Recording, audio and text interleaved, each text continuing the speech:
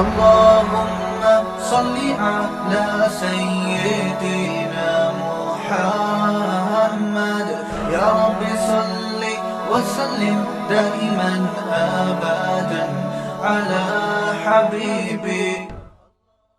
قرآن بار بار پکار کے کہہ رہا ہے کہ اگر تم اسلام کو فالو نہیں کرو گے تو تمہاری مثال ان اندھیروں کی طرح ہے. کیسی خوبصورت مثال دی اللہ نے سورہ نور میں. دیکھو نام کیا ہے سورت کا؟ سورہ نور، روشنی. اللہ بتا رہے ہیں اس میں تمہیں روشنی ملے گی کہ سیدھا راستہ کیا ہے. تو اس میں اللہ نے مثال کیا دی؟ اندھیرے کی. ہے بھائی عجیب سی بات ہے یا نہیں ہے؟ نام ہے سورت کا روشنی اور اس میں مثال دی جا رہی ہے اندھیرے کی. کیوں؟ اس لیے کہ عربی کا مقولہ ہے تعرف الاشیاء بالازداد. کسی چیز کو پہچاننا ہو تو اس کی اپوزٹ سے پہچانا جاتا ہے. ہائے ہائے کیسے دل میں بات اتاروں یار، خدا کی قسم بڑا مزہ آ رہا ہے مجھے یہ آیتیں پڑھتے ہوئے. کاش آپ کو سنتے ہوئے وہ مزہ آنا شروع ہو جائے مجھے، کیونکہ اطمینان ہوتا ہے نا قرآن پہ. کیسی قرآن میں دیکھ، سورت کا نام کیا ہے بھائی؟ ابھی تو بتایا ہے. سورت کا نام کیا ہے؟ نور. نور کسے کہتے ہیں؟ لائٹ، روشنی. مثال کس کی دی جا رہی ہے اس میں؟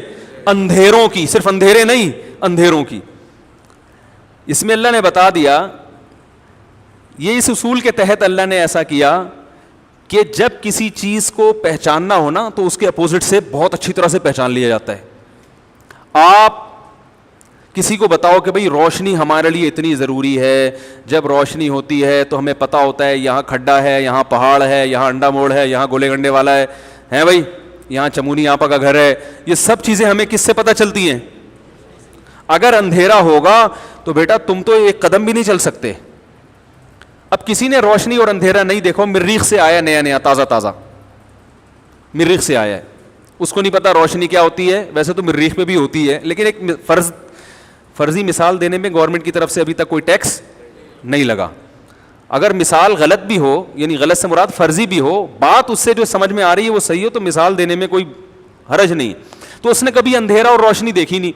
اس کو اب آپ بتا رہے ہیں بیٹا یہ جو روشنی ہے نا یہ بڑی نعمت ہے، اس کو سمجھ میں نہیں آ رہا.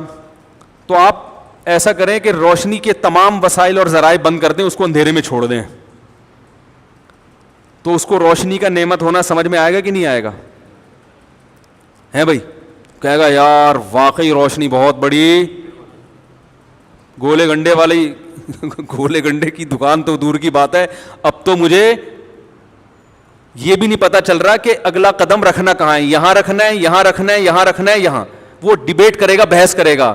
کچھ لوگ کہیں گے آگے چل، دلائل سے انبار لگا دیں گے. کچھ کہیں گے نہیں بھائی ادھر کو رخ کر کے چل. کچھ کہیں گے ادھر کو چل، کچھ کہیں گے ادھر کو چل. وہ خودکشی کے خیالات آئیں گے کہ نہیں آئیں گے اس کو؟ تو روشنی کی قدر و قیمت کا اندازہ لگانا ہو تو کس سے پتہ چلتی ہے؟ اندھیروں سے. لائٹ جاتی ہے تو لوڈ شیڈنگ پھر کے ای ایس سی والوں کی قدر ہوتی ہے نا، وہ پھر بھی اس لیے نہیں ہوتی کہ لائٹ لے کے وہ جاتے ہیں. تو جب لائٹ جاتی ہے، لائٹ آف ہوتی ہے، پھر جب آتی ہے تو کتنا خوش ہوتا ہے انسان، ہے نا. امریکہ والوں کو کیا پتا کہ بجلی کتنی بڑی نعمت ہے. لندن والوں کو کیا پتا میرے بھائی، یہ تو ہمیں پتا ہے پاکستانیوں کو کہ بجلی اللہ کی کتنی بڑی نعمت ہے، کیونکہ ہم اندھیروں میں ڈوبتے ہیں. تو اب قرآن مثال دے رہا ہے سورہ نور میں، بڑی خاندانی مثال دی ہے خدا کی قسم. یہ جو میں نے ان کی بہت ساری ٹاک دیکھی نا، ان لوگوں کے تبصرے دیکھے تو مجھے وہ آیت سورہ نور کی بار بار یاد آتی رہی کہ یہ قیامت تک مرغوں کی طرح لڑتے رہیں گے. ان کو یہ نہیں پتا چلے گا کہ اس اداکارہ نے غلط کیا یا صحیح کیا. ان کو یہ نہیں سمجھ سکتے، یہ اپنے بارے میں بھی فیصلہ نہیں کر سکتے. ایک تو انسان کسی کام کو کر رہا ہو غلط سمجھ کے، چرسی چرس پیتا ہے، ہیروئن پیتا ہے، غلط سمجھ کے پیتا ہے، وہ احساس ندامت رہے گا، اس کو یہ خیال رہے گا یار اس کو چھوڑ دینا چاہیے. لیکن ایک آدمی اتنا کنفیوز ہو، اس کو پتہ ہی نہیں کہ یہ چرس ہیروئن بری چیز ہے یا اچھی چیز، وہ تو پاگل ہو جائے گا نا تھوڑے دنوں میں کہ یار یہ کیا کر، اس کا فائدہ ہے نقصان ہے، پتہ ہی نہیں چل رہا اس کو. تو اللہ نے سورہ نور میں مثال دی ہے اندھیروں کی. فرمایا کہ جن کے پاس قرآن نہیں ہے نا، اسلام نہیں ہے، ساری دنیا کے سارے انسان کو قرآن نے ایک لائن میں کھڑا کر دیا ہے.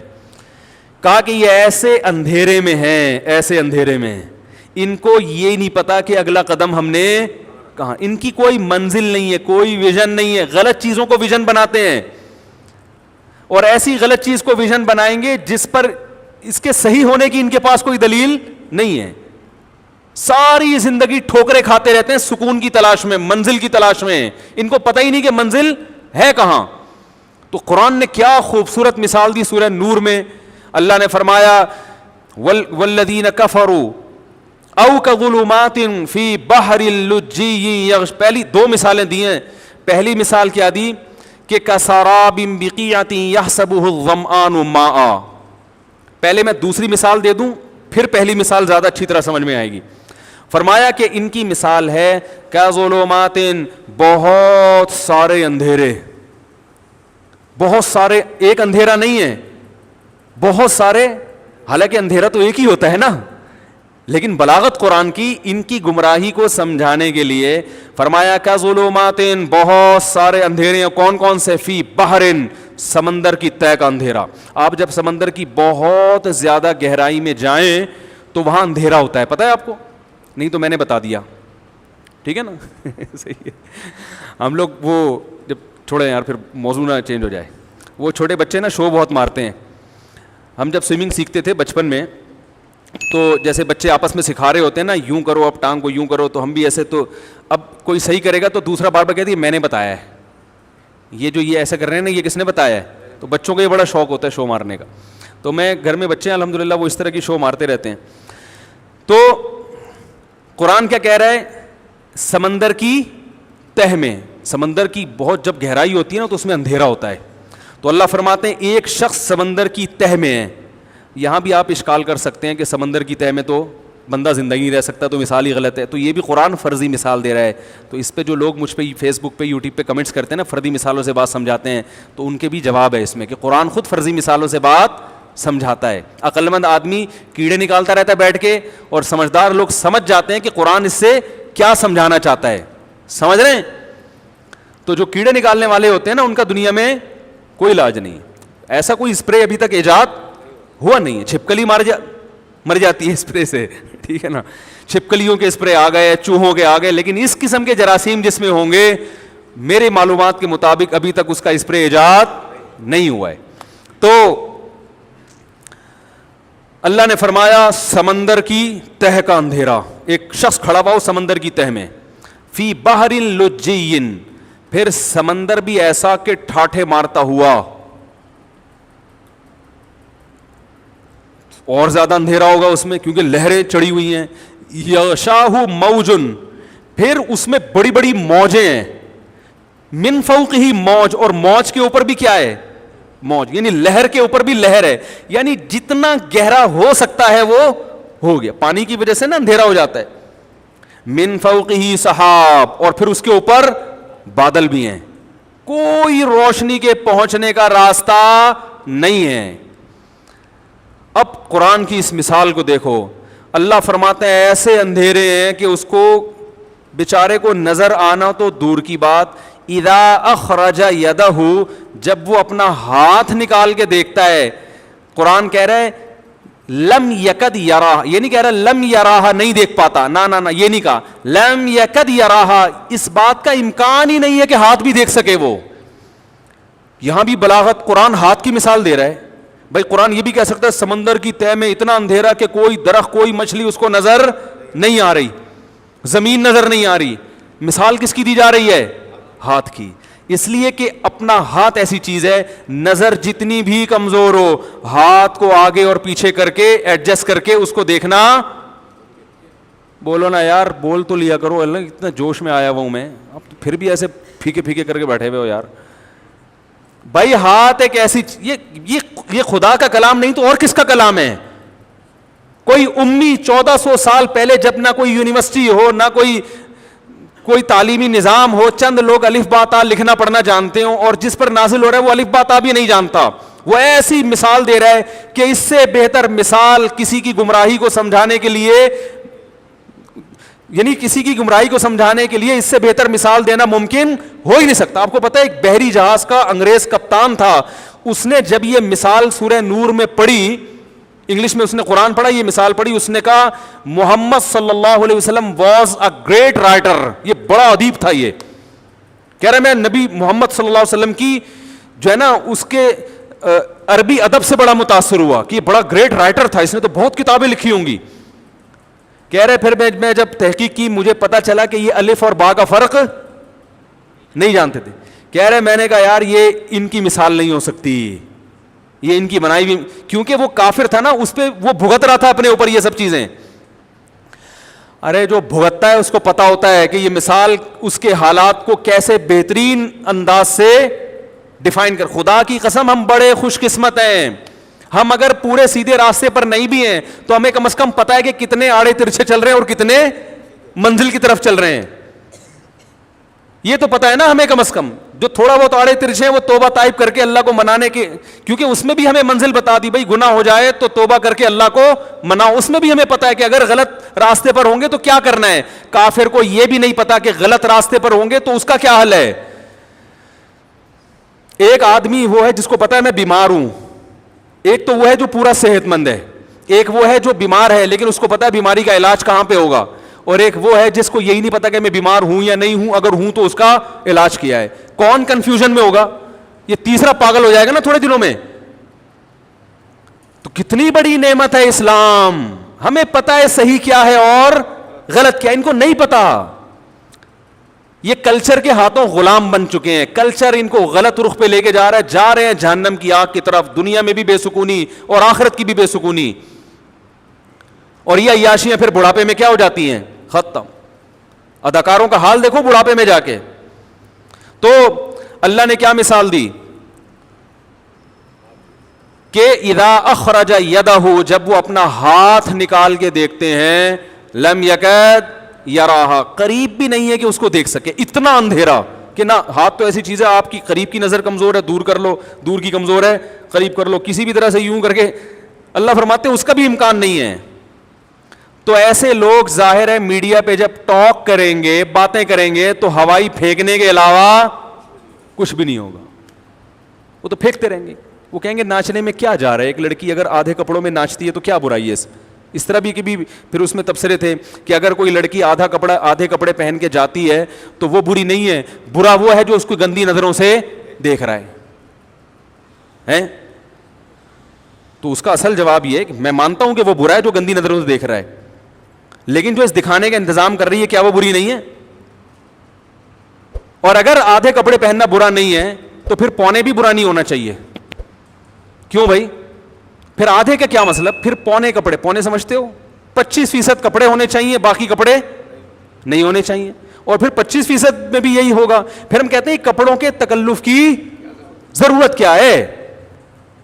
کوئی عورت اگر بالکل بغیر کپڑوں کے جا رہی ہے تو بری وہ نہیں ہے, برا وہ ہے جو اس کو گندی نظروں سے بولو بھائی وہ بھی برا ہے جو گندی نظروں سے دیکھ رہا ہے, لیکن وہ بھی بری ہے جو اس کا انتظام کر رہی ہے. مرد آدھے کپڑوں میں جائے کوئی گندی نظروں سے نہیں دیکھتا, اس لیے کہ وہ اس میں اللہ نے یہ چیز نہیں رکھی ہے.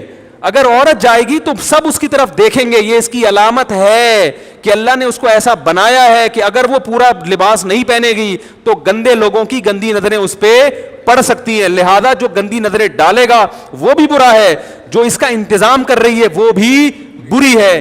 یہ چیز ان لوگوں کو سمجھ میں, یہ جو لبرل لوگ ہیں ان کی سمجھ میں یہ چیزیں نہیں آتی, اس لیے کہ آخرت کا خوف نہیں ہے. حساب اگر جواب دہی کا خوف ہوتا نا پھر یہ باتیں نہیں کرتے. خوف نہیں ہے ان کو, وہ سمجھتے ہیں مر کے مٹی ہو کے ختم ہو جائیں گے تو لائف کو کیا کرو, انجوائے کرو. جو غلط چیز معاشرے میں پروموٹ, بے حیائی کا ایک طوفان ہے جو معاشرے میں آ چکا ہے.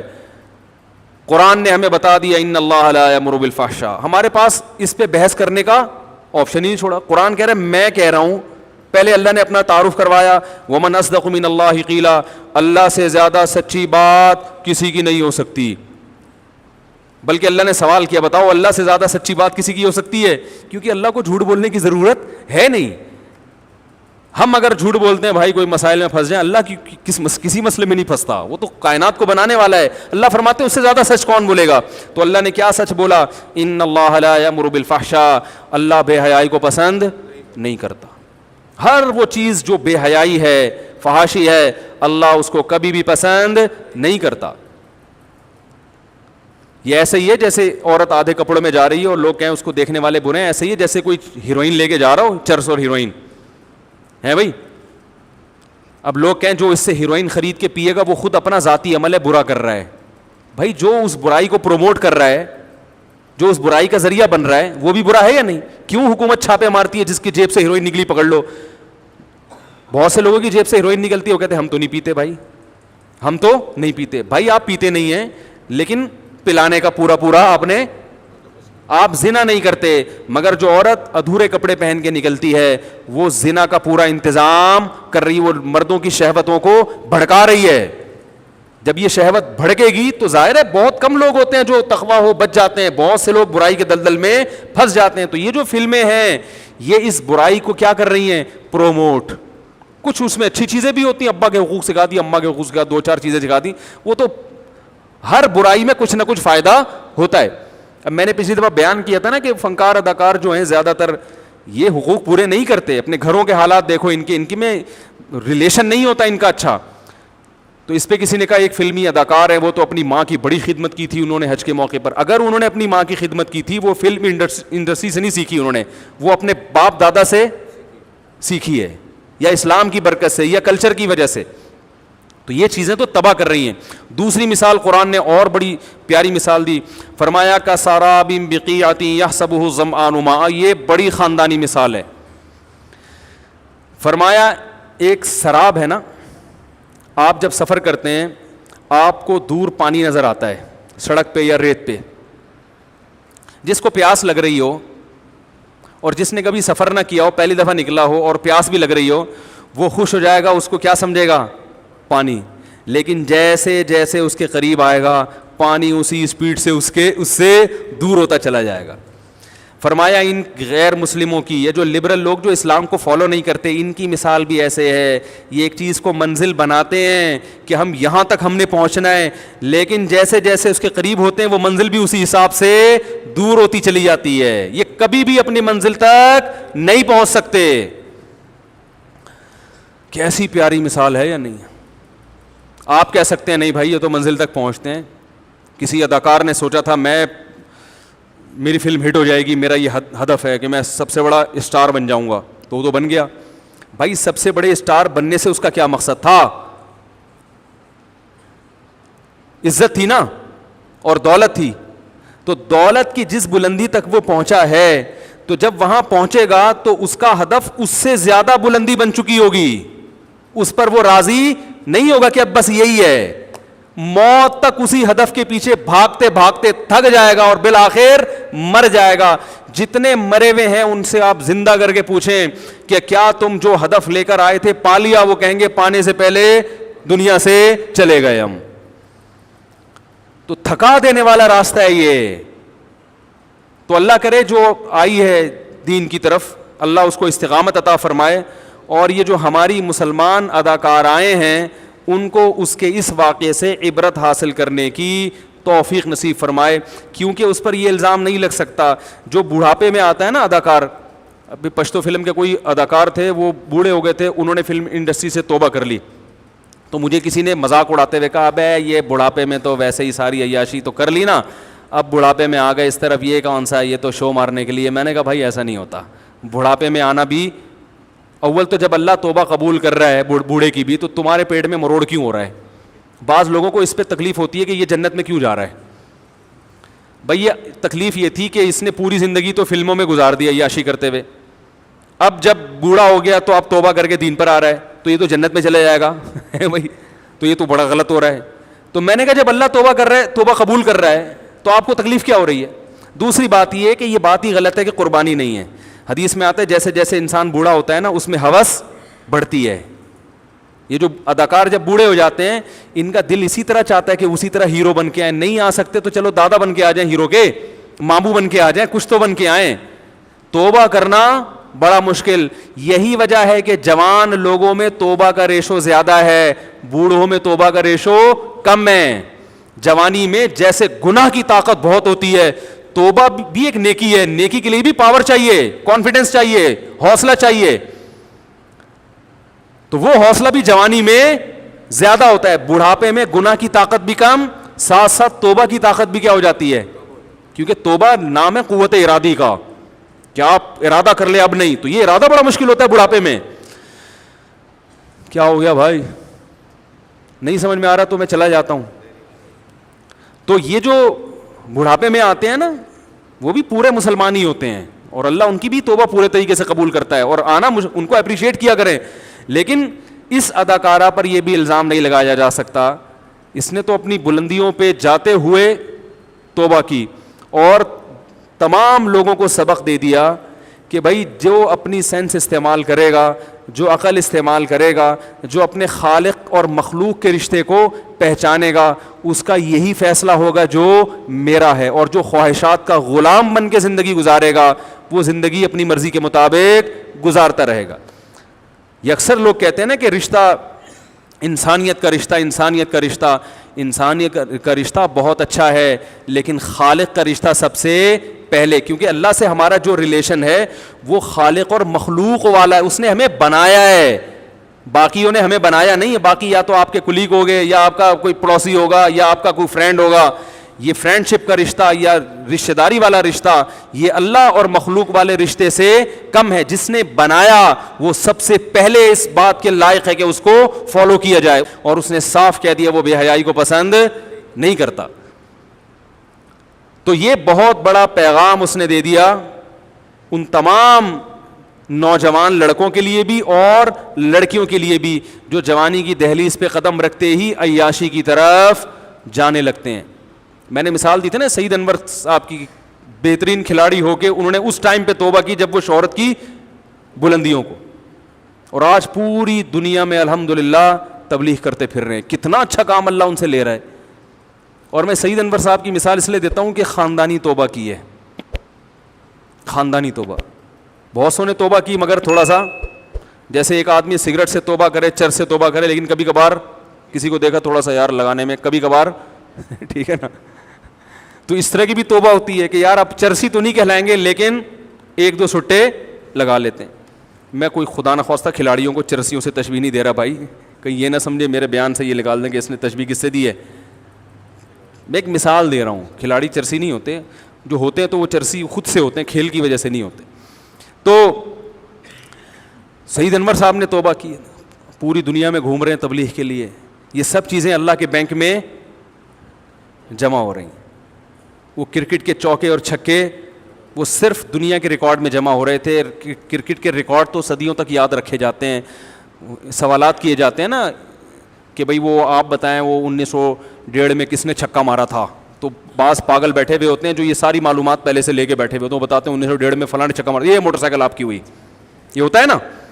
اور یہ اچھا بتاؤ 1955 میں وہ جو آخری گیند پہ کس نے چوکا مارا تھا. تو وہ کچھ لوگ ہوتے ہیں جو پاگل ہوتے ہیں جن کو صرف نالج جمع کرنے کا شوق ہوتا ہے, وہ یہ نہیں دیکھتے کہ اس نالج کا ہماری پریکٹیکل لائف سے کوئی تعلق بھی ہے یا نہیں. آج کل یہ بھی ایک بڑی بدعت ہے کہ لوگ سمجھتے ہیں جس کے پاس معلومات زیادہ ہوں وہ بہت پہنچا ہوا ہے.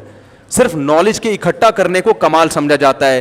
یاد رکھو صرف علم کا جمع ہو جانا یہ کمال نہیں ہے. نبی صلی اللہ علیہ وسلم نے فرمایا, دعا سکھائی ہے, اللہم انی اعوذ بک من علم لا ینفع, اے اللہ میں ایسے علم سے پناہ مانگتا ہوں جو فائدہ نہ پہنچائے. خام خمیں کھلاڑیوں کے پوری ڈیٹ آف برتھ اور فلاں نے چوکا مارا تو فلاں نے چھک, اس کا آپ کی عملی زندگی سے کوئی تعلق نہیں. جنرل نالج کے لیے وہ چیزیں سیکھو جن کا عملی زندگی سے تعلق ہے. وہ ایک آدمی کسی کے پاس گیا, بولے تیری بیوی کیسی ہے دیکھنے میں. اس کو غصہ ہے, تو کیوں پوچھ رہا ہے؟ کہہ رہے جنرل نالج کے لیے, بہت ساری نالج میں نے جمع کر کے رکھی ہوئی تھی, تیری بیوی کے بارے میں مجھے ابھی تک معلومات. تو یہ نالج اچھی ہے بھائی.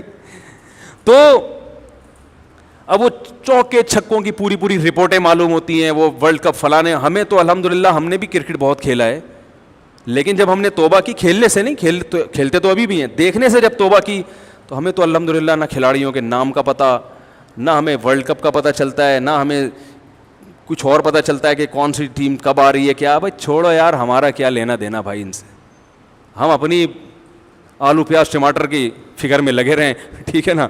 بلکہ میں اس معاملے میں اور زیادہ حساس ہوں کہ مجھے روزانہ آلو پیاز ٹماٹر خریدنا ہے, مگر آلو پیاز ٹماٹر کا آج تک مجھے ریٹ معلوم نہیں ہوا, اور ابھی بھی نہیں پتہ ہے, حالانکہ روز خریدتا ہوں. کیوں؟ اس لیے کہ بھائی جب ریٹ بڑا ہوا ہوگا تو بڑے ہوئے ریٹ پہ خریدنا ہے, کم ہوگا تو, کیونکہ آلو پیاز ٹماٹر ایسی چیز نہیں ہے کہ مہنگا ہو جائے تو آپ خریدنا چھوڑ دیں, وہ تو گھر میں کھانا ہے تو اسی سے پکتا ہے نا. تو میں جاتا ہوں, میں جا کے پوچھتا ہوں بھائی آلو کیسے دیے, وہ کہتے ہیں اتنے روپے کلو. میں کہہ رہا ہوں 10 روپے کم کروں, مجھے پتا ہوتا ہے 10 روپے بڑھا کے ہی بول رہے ہیں, یہ 2-4 روپے بڑھا کے ہی بول رہے ہوں گے, کم کر لو. کہتے ہیں نہیں چلو ٹھیک ہے, خرید کے لے آئے. روز خریدنے کے بعد بھی کوئی پوچھے نا آلو کے ریٹ کیا ہیں, کیونکہ یہ ایسی اپنے دماغ کو اس چیز میں ہم کیوں کھپائیں بھائی. ریٹ کم کرنے کی کوشش ضرور کرو مگر ریٹ دماغ میں رکھنے کی کوشش, کیونکہ اس سے کوئی فائدہ نہیں ہے. جتنے بھی ریٹ ہوں خریدنا تو ہے نا, ایسی چیزوں میں دماغ کیوں کھپائے. ایک دفعہ میں دودھ لینے گیا, اب دیکھو اس پہ کلپ آ جائے گا پورا بیان چھوڑ کے, پورے بیان میں جو مثالیں ہیں نا وہ ایک طرف, اور یوٹیوبرز جو ہے نا اس پہ کلپ بنا دیں گے. دودھ دہی کی دکان پہ مفتی صاحب گئے تھے, لوگ کہیں گے یہ اپنے گھریلو حالات یہاں بیٹھ کے بیان کر رہے ہیں. تو پورا بیان تو یہ میرا قصور نہیں ہے, اور اگر کسی نے کلپ بنایا تو یہ اگلے جملہ ملا کے بنائے کلپ, صحیح ہے نا. یہ پورا جملہ پوری بات جو میں یہ بھی کر رہا ہوں نا یہ والی بھی ملائے جو ابھی میں نے کی ہے. تو میں دودھ کی دکان گیا, میں نے کہا یار پتہ نہیں 25 روپے پاؤ تھا یا کتنے روپے پاؤ تھا دودھ اس وقت, اس میں بھی اصل واقعہ ہمیں یاد ہے, ریٹ پھر بھی یاد نہیں ہوئے. میں نے کہا یار یہ 30 روپے کا دودھ دے دو ایک تھیلی میں, اور ایک پاؤ دوسری تھیلی میں دے دو. تو اس نے 2 تھیلیاں پکڑا دیں. میں نے کہا اس میں 30 والا کون سا, ایک پاؤ کون سا. اس نے کہا یہ 30 والا ہے جو کہ ایک پاؤ ہے, اور یہ ایک پاؤ ہے جو کہ 30 روپے کا ہے. ٹھیک ہے, کیونکہ مجھے کسی نے بھیجا تھا, میں چھوٹا بچہ تھا, میں مدرسے میں پڑھتا تھا, چھوٹا بچہ تو نہیں, خیر 22-23 سال عمر ہوگی میری. تو مدرسے میں پڑھتا تھا, مجھے کسی استاذ نے بھیجا کہ ایک استاذ نے کہا کہ 30 روپے کا دودھ لے آؤ, دوسرے نے کہا ایک پاؤ دودھ لے آؤ. تو میں اسی اسٹائل میں گیا, 2 پیسے ہاتھ میں پکڑ کے. ہمیں ریٹ ہی نہیں نہ اس وقت, حالانکہ اس وقت بھی دودھ خریدتے تھے ہم, اب بھی خریدتے ہیں. تو بھائی اپنے آپ کو ان چیزوں میں, ہاں اگر بالفرض اللہ نہ کرے تو نہیں کہنا چاہیے, بالفرض ہماری دودھ کی دکان ہو, پھر ہمیں دودھ کے ریٹ پتہ ہوں گے تاکہ ہمیں کتنے کا مل رہا ہے اور آگے کتنے کا فروخت کریں. جب دودھ تو خریدنا ہے بھائی, جتنا بھی دودھ تو گھر میں آتا ہی ہے نا, آلو پیاز ٹماٹر تو آئیں گے, کھانا کیسے بنے گا اگر نہیں آئیں گے. تو جتنے بھی اوپر ریٹ چلے جائیں, جتنے بھی ریٹ کم ہو جائیں, ان ریٹ کو دماغ میں رکھنے کا کوئی فائدہ نہیں ہے. دماغ میں وہ چیز رکھو جس کا فائدہ ہے. سمجھ رہے ہو کہ نہیں سمجھ رہے؟ تو ہم اللہ کا شکر ہے کھوپڑی کو ان چیزوں میں استعمال کرتے ہیں جن کا فائدہ ہے. جن کا فائدہ نہیں ہے, مجھے پیٹرول کے ریٹ معلوم نہیں, روزانہ پیٹرول ڈالتا ہوں. ابھی مجھ سے پوچھ لو, کل میں نے پیٹرول ڈالا ہے, مجھ سے پوچھ لو ریٹ مجھے نہیں پتا. کیوں بھائی؟ میں یاد ہی نہیں رکھتا. کیا کرنا ہے یاد رکھ کے؟ کیونکہ یاد رکھنے سے کوئی فائدہ ہو کہ ریٹ کم ہو جائیں پھر میں یاد رکھوں گا. ریٹ تو پوری قوم کے لیے ایک ہی ہیں. لوگ بتاتے ہیں ریٹ بڑھ گئے مجھے غم نہیں ہوتا, لوگ بتاتے ہیں ریٹ کم ہو گئے خوشی نہیں ہوتی. اس لیے کہ بھائی بڑھنے ہیں تو بھی ڈالنا ہے پیٹرول, نہیں بڑھے تو بھی ڈالنا ہے پیٹرول. تو خیر غم اور خوشی تو ہوتی ہے لیکن ریٹ یاد نہیں رہتے. تو اب خوب اچھی طرح بات کو میں سمیٹتا ہوں. کیا بات چل رہی تھی جلدی بتاؤ. ابے بات کیا چل رہی تھی؟ بات کو سمیٹنا ہے نا ابھی ہے. ہاں میں یہ بتا رہا تھا, دیکھو سعید انور نے توبہ کی ہے تو بالکل الحمدللہ خاندانی, وہ بھی ایک نوجوانوں کو ایک پیغام دے دیا کہ یار ہمیں بھی بہت سارے راستے تھے مگر ہماری سمجھ میں بات آ گئی کہ اس میں کچھ بھی نہیں رکھا. وہ جو ریکارڈ بن رہا تھا نا ہمارا چوکوں اور چھکوں کا, ہم مر جاتے وہ ریکارڈ ہمارے ساتھ ہی ختم. لوگ تبصرے کرتے رہتے سعید انور تھا, وہ اتنے چوکے مارے, اتنے چھکے مارے, اتنے کیچ پکڑے. تو ہماری قبر میں ہمیں رپورٹ بھی نہیں کوئی دیتا آ کے کہ تمہارے بارے میں پورا پروگرام پیش کیا جا رہا ہے. قبر کے مسائل یہ والے ہے ہی نہیں. قبر کے تو مسائل ہیں افا حسبتم انما خلقناکم عبثا. اللہ فرماتے ہیں تم یہ سمجھتے ہو کہ ہم نے تم کو بیکار پیدا کیا. بیکار پیدا نہیں کیا ہے. ایک ایک چیز کا تم سے سوال ہوگا. جس کے سامنے یہ چیز ہوتی ہے وہ پھر ایک ایک عمل یہ سوچ کے کرتا ہے کہ اس پہ کوئی قوم کو فائدہ ہو, کوئی اچھا نتیجہ مرتب ہو, کوئی ایسا کام کروں, درخت لگا دوں. بھائی درخت لگانے پہ حدیث میں آتا ہے نا صدقہ جاریہ ہے, چرند پرند کھاتے رہیں گے, کتنا ثواب ملے گا. تو بھائی مقابلہ کرو درخت لگانے کا, اس میں جیتو. کیا خیال ہے؟ اس میں مقابلہ کرو, ایک مہینے میں کون زیادہ درخت لگاتا ہے. ایسی چیزوں میں مقابلہ کرے انسان, پھر فخر بھی کرے, اچھا بھی لگتا ہے. چھکے لگا دیے, چوکے لگا دیے, قوم خوش ہو گئے, 2 فٹ اچھل کے نیچے آ کے دوبارہ بیٹھ گئی. کوئی فائدہ نہیں ہے. یہ ایسی انٹرٹینمنٹ ہے جو انٹرٹینمنٹ برائے انٹرٹینمنٹ. اس انٹرٹین کرنے کا کوئی قوم کو فائدہ نہیں, صحت کو بھی فائدہ. مزاحیہ جو کلپ ہوتے ہیں نا, یہ جو پرینک وغیرہ, اس میں بھی کم از کم ایک تو تھوڑی دیر کے ہوتے ہیں, ٹائم ضائع نہیں ہوتا. تو جو لوگ ٹینشن میں آتے ہیں نا, زیادہ ڈپریشن میں, ان سے کہتا ہوں یار یہ مزاحیہ کلپ دیکھ لیا کرو, تھوڑی دیر کے ہوتے ہیں, تھوڑا دماغ کیا ہو جاتا ہے.